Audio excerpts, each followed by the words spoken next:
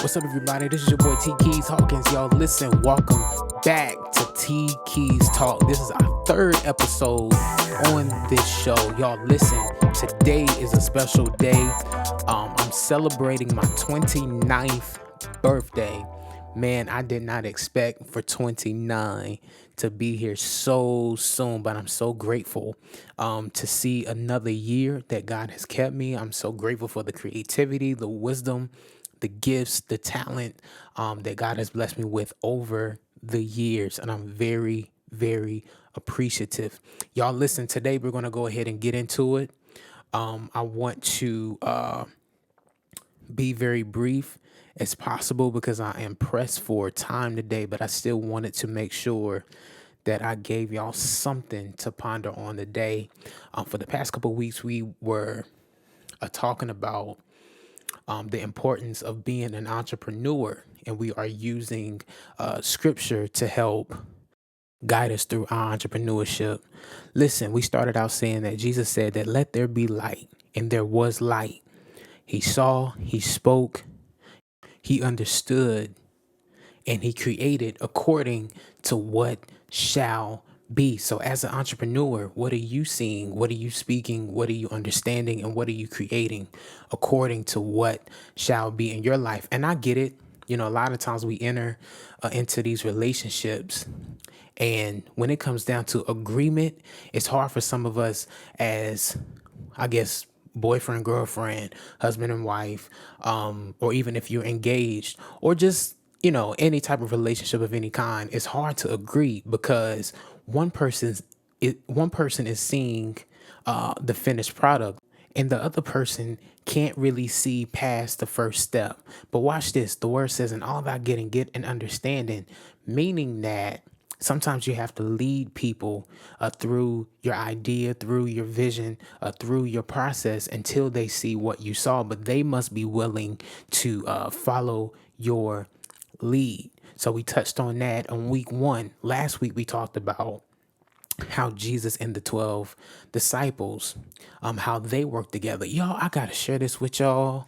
Oh my God. Let me share this with y'all. So we said last week how God assigned the 12 disciples a duty to help fulfill the gospel of Jesus Christ, right? But then God, he revealed to me this scripture. He reminded me of this scripture of when he washed the disciples' feet. So not only that the disciples were serving him, God was serving them in return. And I think a lot of times when it comes down to serving, period, it always looks like the saints serving the leader. It always looks like the saints is serving the leader. But in reality, all serving is that whatever you do for the leader or whatever you do for God's house, God is going to bless your house. And God said, listen, I believe he told Peter, he said, listen, if you don't allow me to wash your feet, we cannot become one. So no, you're not going to just be serving me and then I not bless you right back in return, because we're not one. Whew.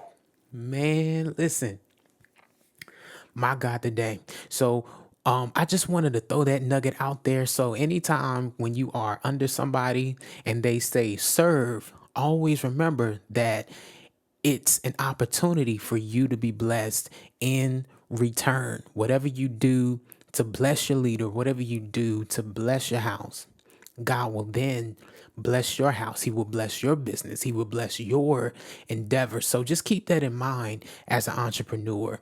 Don't just look for people to just serve you. Don't just look for people to, make you look good because you're in the pulpit, or make you look good, because you got this business rolling and it looks like it's popping. No, always be willing to serve back. Always be willing to serve back.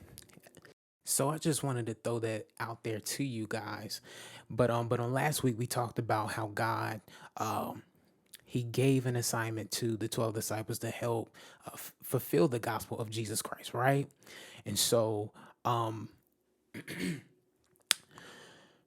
as an entrepreneur, you might not have 12 people, you might not have four, but what are you doing with the faithful few that is liking your post, that is sharing your content? What are you giving them to do? But most importantly, what is your vision? What is your plan? Because without a vision or a plan, people perish. And so if you're only building out of excitement and ambition only, you're always going to be disappointed. You're always going to be frustrated. You're always going to be upset because somebody don't agree with you. But if you got that, I'm not telling you not to be excited. I'm not telling you not to feel some type of joy. You know what I'm saying? Because to me, like joy, and happiness and confidence, I think both of those kind of work together. But if you have a vision, plan, purpose, and you are confident / joyful and excited about it, you know what I'm saying? Like, to me, that's discipline. I can be excited about something and still bring purpose to the forefront. You see what I'm saying? You're not going to be able to enter into these rooms without some type of purpose, without some type of something that you can give to the room. So today, we're going to kind of give some type of quick review, and then we're going to go into detail next week. Right now, we're just pointing out some nuggets that you can take with you for your hearing to get you through the weekend. And then we'll come back next week and kind of go into detail as to what I really want you to see. But today, we're going to be talking about the kind of people that you want for your vision and for your plan. And so the scripture I'm going to be using is 1 Corinthians 3:10. It says, by the grace that God has given me, I laid the foundation as a wise builder. And someone else, did y'all hear that? And someone else is building on that. But each person should build with care.